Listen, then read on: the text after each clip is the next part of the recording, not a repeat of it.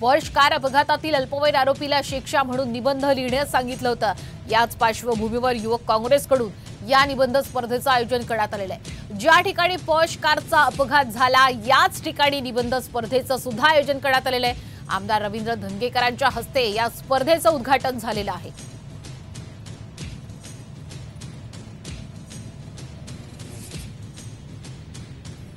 कशा पद्धतीने या निबंध स्पर्धेला सुरुवात झाली आपण दृश्यांच्या माध्यमातून पाहू शकतो।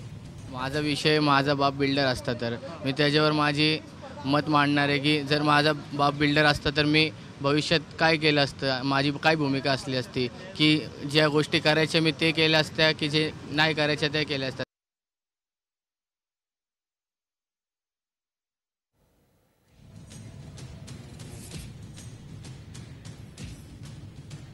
जर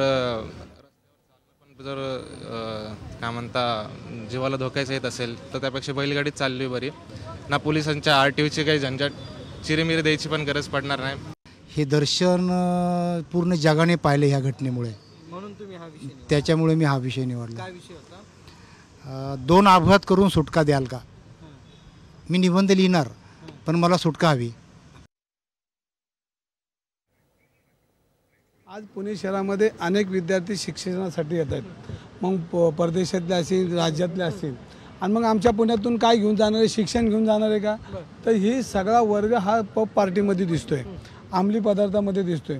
म्हणजे आमच्या पुण्याची ओळख काय? तर ह्या पुणे शहराच्या विद्येच्या मार्गामध्ये मुलं शिकायला आली, मुलं पब पार्टीमध्ये आले, मुलं अंमली पदार्थ आणि ही घेऊन ह्या पुण्याच्या ह्या सगळ्या जो असलेला वैभवशाली पुणे शहराला कायम लागण्याच्या घटना होतात। तर आपण पाहतोय पुण्यामध्ये सध्या निबंध स्पर्धेला सुरुवात झालेली आहे। पुणे ड्रंक अँड ड्राईव्ह प्रकरणानंतर युवक काँग्रेसकडून निषेध म्हणून या स्पर्धेचं आयोजन करण्यात आलंय। या स्पर्धेचे विषय नेमके कोणते पाहूयात। माझी आवडती कार पोर्शे फरारी मर्सिडीज, माझा बाप बिल्डर असता तर, अश्विनी कोष्टाडी आणि शवदिया यांचे खरे मारेकरी कोण, मी पोलीस अधिकारी झालो तर, दारूचे दुष्परिणाम, असे काही विषय आहेत आणि याच विषयांवर ही स्पर्धा सुरू झालेली आहे।